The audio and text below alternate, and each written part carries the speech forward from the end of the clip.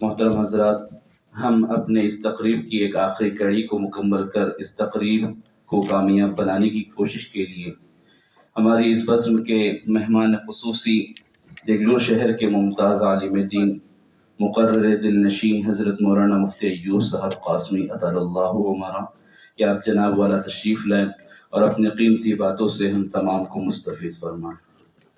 بسم اللہ الرحمن الرحیم، الحمد للہ لولیہ والصلاة والسلام علی نبیہ۔ بنیادی طور پہ چار باتیں ہیں جس کو ہم سب کو بہت سنجیدگی سے سمجھنے کی ضرورت ہے۔ ایک تو دو قانون اس دنیا میں چلتے ہیں، ایک قانون ہوتا ہے اللہ کا اور ایک قانون ہوتا ہے جمہوری، جسے انسان بیٹھ کر بناتے ہیں۔ دوسری بات یہ ہے، ہمیں شریعت بھی عزیز ہے، وطن بھی عزیز ہے۔ شریعت کی کمی بھی ہمیں برداشت نہیں، وطن کے اندر بھی تھوڑی سی کمی اور مداخلت کسی اور کی یہ بھی ہمیں برداشت نہیں۔ قانون بنانے کے لیے چار طاقتیں لگتی ہے۔ ایک تو قانون بنانے والا ما کان و ما یکون کا علم رکھتا ہو، آج تک کیا ہوا، آج تک کتنے انسان اس دنیا سے چلے گئے اور قیامت تک آنے والے کتنے ایسے انسان ہیں جو پیدا ہوں گے۔ موسموں کا بدلنا اور تبدیل کرنا یہ قانون بنانے کے لیے سب سے پہلی چیز لگتی ہے، اور سوائے اللہ کے اور کسی کے پاس نہیں ہے۔ ما کان و ما یکون، جو ہو چکا ہے، جو ہونے والا ہے، اس کا علم صرف اللہ کے پاس ہے، اور اللہ کے علاوہ کسی کے پاس یہ علم ہے ہی نہیں۔ دوسری طاقت لگتی ہے قانون بنانے کے لیے کہ رحمت تامہ، کہ اس کی رحمت انسان پر بھی ہو، حیوان پر بھی ہو، چرند پر بھی ہو اور پرندوں پر بھی ہو، وہ بھی سوائے اللہ کے علاوہ کسی اور کے پاس اس کی طاقت نہیں ہے، جسے رحمت تامہ کہتے ہیں۔ تیسری جو طاقت لگتی ہے قانون بنانے کے لیے وہ ہے قدرت تامہ، کہ اس قانون کو نافذ کرنے کی پوری صلاحیت بھی اس کے پاس موجود ہو۔ ایسا نہیں کہ قانون تو بنا دیا اور قانون کو نافذ کرنے کی صلاحیت نہ ہو، یہ بھی اللہ تعالیٰ ہی کے پاس ہے، اللہ کے علاوہ کسی اور کے پاس اس قانون کو نافذ کرنے کی صلاحیت نہیں ہے۔ اور چوتھی چیز ہے طاقت، اس کے جو فیصلے ہوتے ہیں وہ غیر جانبدارانہ ہوتے ہیں، کسی کے حق میں نہیں ہوتے ہیں، کہ فیصلہ ہو گیا نیکوں کے حق میں، فیصلہ ہو گیا طاقت والوں کے حق میں، اس کا فیصلہ غیر جانبدارانہ ہوتا ہے، سب کے لیے برابر ہوتا ہے، اور یہ بھی سوائے اللہ کے پاس کسی اور کے پاس نہیں ہے۔ یہ قانون ہے خدائی قانون، اور ایک قانون ہے جس کو انسان بیٹھ کر بناتے ہیں، جسے جمہوری قانون کہتے ہیں۔ ہمارے اس ملک ہندوستان میں 1947 میں اس قانون کو بنانے کے لیے 2 سال 11 مہینے 18 دن لگ چکے تھے، جن پر وہ زمانے کے اعتبار سے 2 کروڑ روپے خرچ کیے گئے تھے، اور 395 لوگوں نے بیٹھ کر 2 سال 11 مہینے 18 دن تک کی لگاتار محنتوں کے باوجود یہ قانون ہمارے سامنے آیا۔ اس قانون کو بنانے کے لیے دنیا کا جو جمہوری قانون بنتا ہے اس میں بھی 4 چیزیں سامنے رکھی جاتی ہے۔ ایک تو سب سے پہلی چیز ہے جس کو رکھا جاتا ہے وہ پارلیمنٹ، دوسرا ہوتا ہے گورنمنٹ، اور تیسرا جو رکھا جاتا ہے وہ عدالت، اور چوتھی چیز جو رکھی جاتی ہے قانون بنانے میں وہ میڈیا۔ یہ 4 چیزیں بنیادی ہے اس جمہوری قانون کے لیے۔ یہ 4 چیزیں اگر ٹھیک چلتی ہے تو ملک ٹھیک چلتا ہے۔ ایک پارلیمنٹ، دوسرا گورنمنٹ، اور تیسری عدالت، اور چوتھا ہے میڈیا۔ یہ 4 چیزیں انصاف کے ساتھ کام کریں، طاقت کے ساتھ کام کرے، ظلم کو ختم کرنے کے لیے کام کرے، اور ایک جہتی والا کام کرے، مذہب اور نفرتوں کی زمین کو ہموار نہ کرے، ہر ایک کو اپنے مذہب پہ چلنے اور رہنے کے لیے آزادانہ خیالات کے ساتھ چھوڑ دیا جائے۔ یہ 4 چیزیں بنیاد ہوتی ہے ہر ملک کی، اس ملک میں بسنے والے باشندے کے لیے۔ ایک ہے پارلیمنٹ۔ پارلیمنٹ میں ہوتا یہ ہے اور پارلیمنٹ پر جو ہم سب خرچ کرتے ہیں وہ بہت زیادہ خرچ ہوتا ہے. 702 لوک سبھا ہوتے ہیں، راجیہ سبھا، یہ 2 سبھا جو بنائی جاتی ہے، اس میں جو خرچ کیا جاتا ہے، ایک تو ممبر آف پارلیمنٹ کو جو ماہانہ تنخواہ دی جاتی ہے وہ 50,000 روپے، پارٹی کی طرف سے 45,000 روپے اور سرکار کی طرف سے اس کو 50,000 روپے، ایسے ملا کر 1,45,000 روپے اس کو ماہانہ دیا جاتا ہے. دوسرا، پارلیمنٹ میں جو ان کو بلایا جاتا ہے وہ سال میں 80 دن یا 100 دن کے لیے بلایا جاتا ہے، اور ان پر جو خرچ ہوتا ہے، ان کے لیے ٹرین فری، پلین فری، رہنا فری، کھانا پینا فری، وہاں پر سبھا میں رہتے ہوئے جو سیشنوں کا نظام ہوتا ہے اس میں بھی 2,000 روپے ان کو خرچ کے لیے دی جاتے ہیں. اس طریقے سے 1.5 لاکھ روپے مہینہ ان کو دیا جاتا ہے. اگر یہ ایک سال کا خرچ دیکھا جائے تو 795 لوگوں پر بنتا ہے 30 ارب 30 کروڑ 56 لاکھ روپے بنتے ہیں، جو سال میں صرف ممبر آف پارلیمنٹ پہ خرچ کیا جاتا ہے. ان کو کیوں بٹھایا گیا پارلیمنٹ میں؟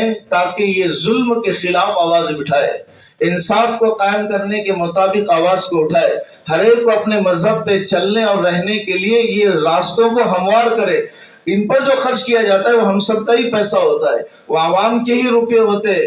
ممبر آف پارلیمنٹ پر جو خرچ ہو رہا ہے وہ 30 ارب 30 کروڑ 56 لاکھ روپے خرچ کیے جاتے ہیں، صرف اس بات پر کہ یہ لوگ دوغلی بات نہ کرے، انصاف کے خلاف بات نہ کرے، مطلب پرستی والی بات نہ کرے، مذہب کو چھوڑ کر بات نہ کرے، اپنے اکابرین اور ہندوستان کے اوپر قربانی دینے والی قوم کو نظر انداز کر کے بات نہ کرے.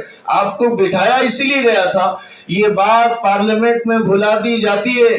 اس ملک کی سب سے پہلی ابتدا آزادی کے لیے اگر کسی کے دل میں گزری تو یہ مدارس کے علماء تھے، جن کے پاس نہ بیٹھنے کا صحیح سامان تھا، نہ آلات تھے، نہ ذرائع تھے. یہ علماء کو فخر ہونا بھی چاہیے. اس ملک ہندوستان میں سب سے زیادہ پہلے قدم پر آزادی کے لیے قدم رکھنے والے علماء تھے، فتویٰ دینے والے علماء، آزادی کے لیے لوگوں کو تیار کرنے والے علماء. یہ گاندھی جی کہاں تھے؟ ان کو اٹھا کر لائے تھے عبد الماجد دریابادی رحمت اللہ علیہ. یہ اس غیر مسلم ہمارے وطنی بھائیوں کا کوئی سپہ سالار نہیں تھا، کوئی ان کا بڑا نہیں تھا جو آگے بڑھ کے لڑے. ہمارے علماء تھے جنہوں نے سوچا کہ سارے قومیں مل کر ہی ہندوستان کو آزاد کرا سکتی ہے. پھر سب قوموں کو لیا، ان کو لا کر بلا کر کھڑا کرنے والے بھی ہمارے علماء تھے. جمہوری نظام کے لیے سب سے پہلی چیز ہے کہ پارلیمنٹ کا نظام صحیح ہو. دوسرا ہے گورنمنٹ. پارلیمنٹ میں جو قانون بنتا ہے اس کو گورنمنٹ نافذ کرتی ہے، اس کو عوام میں زبردستی یا طاقت سے یا فوج کے ذریعے یا پولیس کے ذریعے عمل کرنے کے لیے اس کو کھڑا کرتی ہے. یہ گورنمنٹ کا کام ہوتا ہے. اگر گورنمنٹ مذہب کو دیکھے بغیر صرف قانون کو سامنے رکھے، اور قانون کا جو ایکٹ ہے، اصول ہے، اس میں تو مذہب کی آزادی سب کے لیے، ٹوپی کی آزادی سب کے لیے، اذان کی آزادی سب کے لیے، نماز کی آزادی سب کے لیے. اس ملک ہندوستان کے لیے سب سے پہلی صف میں قربانی دینے والا مسلمان ہے. مسلمان آپ مانے نہ مانے، آپ اس لیے نہیں مانتے کہ آپ کے سامنے دنیا کا مفاد ہے، آپ اس لیے نہیں مانتے کہ آپ جاہ کے آپ کو کرسی چاہیے، آپ اس لیے نہیں مانتے کہ عہدوں کی آپ کے پاس عہدے بہت زیادہ مقام رکھتے ہیں، ورنہ تو ہندوستان کا ایک ایک درخت، ایک ایک زمین کا ٹکڑا اس بات کی گواہی دیتا ہے کہ یہاں پر مسلمانوں نے خون بہایا ہے. ایک واقعہ بتاؤ، پشاور جہاں پر بازار لگتا ہے، مسلمان تھے 400 سے زیادہ مسلمان، اور ان کے سپہ سالار تھے خان عبد الغفور خان. اور انگریز نے گولیاں چلائی، سب کے سینوں پر جا کر گولیاں لگی تو خان عبد الغفور کا جملہ تھا، جتنے ہمارے 400 لوگ مرے سب کے سینوں پر گولی لگی ہے، مجھے فخر ہے اس بات پر کہ کسی کی بھی گولی پیٹھ پر نہیں لگی. یہ ملک ہندوستان کا باشندہ تھا.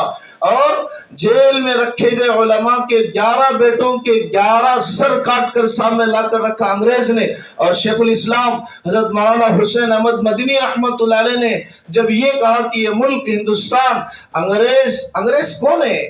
یہ انگریز عیسائی مذہب سے تعلق رکھنے والا شخص ہے، یہ مسلمان نہیں. یہ عیسائی حضرت عیسیٰ علیہ السلام کی مان کے چلنے والی قوم تھی، پر ان کے ذہنوں میں عیسائیت کا بھوت بھرا ہوا تھا۔ مسلمان چونکہ عیسائی جا کر ملتے ہیں بنی اسرائیل سے، یہ وہیں سے شاخ سے لی، یوسف علیہ السلام یہ بنی اسرائیل کے انبیاء اولین میں سے، جہاں سے بنی اسرائیل کی ابتدا ہے، اسی میں سے حضرت عیسیٰ علیہ السلام نکلے ہیں۔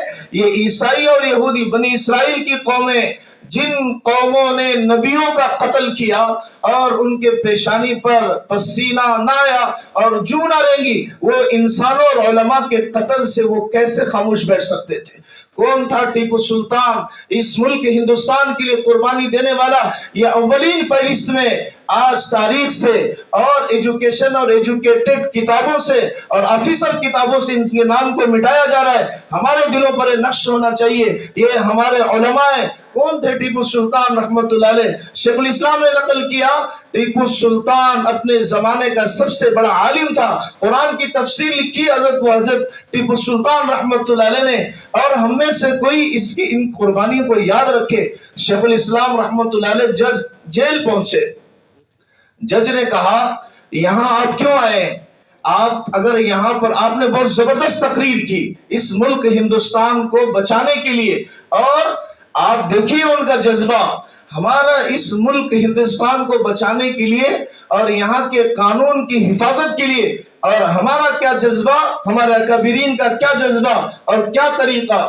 شیخ الاسلام سے جج نے کہا اگر تم اتنا سخت بولو گے اس جج میں عدالت میں کھڑے ہو کر، تمہاری گردن کاٹ دی جائے گی، یہ دیکھو سولی کا پھندا ہے، اس پر لٹکا دیا جائے گا۔ اس وقت کا تاریخی جملہ ہے حسین احمد مدنی رحمت اللہ علیہ کا، میں اپنے سر پر کفن باندھ کے آیا ہوں۔ یہ جملہ بولنے والا کون تھا؟ اسی مدرسے میں پڑھا ہوا شخص تھا۔ آج جن مدارس کو گری ہوئی نظروں سے دیکھا جاتا ہے، آج جن مدارس میں پڑھنے والوں کو حقیقی نظروں سے دیکھا جاتا ہے، یہ کہتے ہیں کہ یہ دین پر چلنے والے یہ دنیا کو جانتے نہیں ہیں، ان کو پتا نہیں قانون کیا ہے۔ ارے انہوں نے قانون سکھایا تھا تمہیں، انہوں نے جینا سکھایا تھا تمہیں، انہوں نے ہی بتایا تھا تمہارے ماں باپ کیا ہوتے، انہوں نے ہی بتایا تھا تمہارا ملک سے تعلق کیسا ہو، انہوں نے ہی بتایا تھا کہ تمہیں اس ملک میں رہنے کا، پوری آزادی کے ساتھ رہنے کا کس نے حق دیا ہے؟ یہی علماء تھے۔ سب سے پہلے شاہ عبدالعزیز محدث دہلوی، کیا تھا اس کا، کیا مقام تھا، کیا جائیداد تھی، کیا یہ ممبر آف پارلیمنٹ تھا، کیا اس ملک ہندوستان کا باشندہ ہونے کے ساتھ ساتھ کیا اس ملک ہندوستان کا حکمران تھا؟ نہیں، اسی بوریے پر بیٹھ کر، اپنی خانقاہ میں بیٹھ کر سب سے پہلے فتویٰ دینے والا کون تھا؟ محمد مفتی عبدالعزیز محدث دہلوی۔ اس قرآن کا پڑھا ہوا، اس بخاری کا پڑھا ہوا، اس حدیث کا پڑھا ہوا، اللہ تعالیٰ کا نظام ہمیشہ یہی رہا۔ آپ تاریخ سے جوڑو نا، سب سے پہلے اس اسلام ملک کی ابتدا ہوتی ہے تو بدر قائم ہوتا ہے، جس میں سب سے پہلی صف میں علماء ہوتے ہیں، اور ہندوستان کو بچانے کا موقع آتا ہے تو سب سے پہلی صف میں بھی علماء ہوتے ہیں۔ دو چیزیں، ایک تو پارلیمنٹ اور گورنمنٹ، اور تیسری چیز ہے اس ملک کو چلانے کے لیے عدالت کا رویہ صحیح ہو۔ آج ہمارے ملک میں عدالت جو چل رہی ہے نا، عدالت میں جو انصاف کا معاملہ ہے، قلم پھر جاتے ہیں، زبانیں بہک جاتی ہیں، پیر ڈگمگا جاتے ہیں، موقع دیکھتے، عہدہ دیکھتے، قاتل گھوم رہا ہے، مظلوم سلاخوں کے پیچھے سڑ رہا ہے۔ یہ چار بنیادیں ہمارے جمہوری ملک کے قانون کی، ایک تو پارلیمنٹ صحیح ہو، دوسرا گورنمنٹ صحیح ہو، اور تیسری عدالت کا فیصلہ انصاف کے مطابق ہو۔ ہمارے اس ملک میں 30 ملین کیسز ہے جس پہ آج تک انصاف نہیں ملا۔ اگر روزانہ ایک فیصلہ بھی کیا جائے تو 300 سال لگیں گے ان فیصلوں کو مکمل کرنے کے لیے۔ ابھی آتے ہی رہتے ہیں فیصلے، ابھی آتے ہی رہتے ہیں، اور ادھر سے ان کا قانون بدلتا ہی رہتا ہے۔ ایک قانون ہے اللہ کا بنایا ہوا جو کبھی بدلتا نہیں، لا تبدیل لخلق اللہ، وہ اللہ کا بنایا ہوا قانون، اور انسانوں کا بنایا ہوا قانون یہ بدلتا ہے اپنے طرف والے کو دیکھ کر، اور اپنے سے غیر جانبدار جو سامنے ہوتا ہے اگر اس کی غلطی بھی نہیں ہے اس کو پکڑا جاتا ہے۔ تو تیسری چیز ہے عدالت کا نظام صحیح ہو، اور ہمارے ملک میں آپ ممبر آف پارلیمنٹ کو بھی دیکھو، اور دوسرا گورنمنٹ کو بھی دیکھو، اور تیسری آپ عدالت کو بھی دیکھو کہ ان کے فیصلے کیسے ہوتے ہیں، کیا مذہب کے نام پر ہوتے ہیں، یا میجورٹی کے نام پر ہوتے ہیں، یا اکثریت کے نام پر ہوتے ہیں، یا اقلیت کے نام پر ہوتے ہیں، کس کی بنیادوں پر فیصلے کیے جا رہے. اور چوتھی چیز جو بنتی اس جمہوری ملک کو لے کے چلنے کے لیے وہ ہے میڈیا. میڈیا میں بھی تین ہے، ایک پرنٹ میڈیا، ڈیجیٹل میڈیا اور سوشل میڈیا. پرنٹ میڈیا تو پہلے تھا کہ 70,000 اخبارات آج بھی ہمارے ملک میں چھپتے ہیں، پر اخبار کو کوئی پڑھتا نہیں ہے. اور دوسرا ہے سوشل میڈیا، اور وہی آج زیادہ چل رہا ہے. یہ میڈیا کا کام کیا تھا؟ یہ چار بنیادی چیزیں جمہوریت کے، ایک ہے پارلیمنٹ، گورنمنٹ، عدالت، اور تیسرا ہے میڈیا. میڈیا کا کام کیا تھا؟ میڈیا کا کام تھا لوگوں کے اخلاق بناتے. میڈیا کا کام تھا خبروں کو صحیح بتاتے. میڈیا کا کام تھا کہ کسی کی بات نہ کرتے، بکتے نہیں، پیسوں پر رال نہ ٹپکاتے. لیکن ہمارے اس ملک کا میڈیا پورے طور پر کسی اور کے اشارے پر ناانصافی کے لیے کام کر رہا ہے. جب یہ چار چیزیں کسی ملک کی بگڑ جاتی ہے تو پھر اس ملک کو تباہی سے کوئی نہیں بچا سکتا. ایک پارلیمنٹ، دوسرا گورنمنٹ، اور تیسری عدالت، اور چوتھا میڈیا. جب یہ چار چیزیں کسی بھی ملک کی خراب ہو جائے پھر اس ملک کو بربادی سے کوئی نہیں بچا سکتا. اللہ کرے کہ اللہ مجھے اور آپ کو اب اس چار چیزوں میں جو سمجھنے کی بات ہے وہ یہ ہے کہ ان چار چیزوں میں ہم ہماری نسلوں کو آگے بڑھانے کی کوشش کریں. وآخر دعوانا الحمدللہ رب العالمین.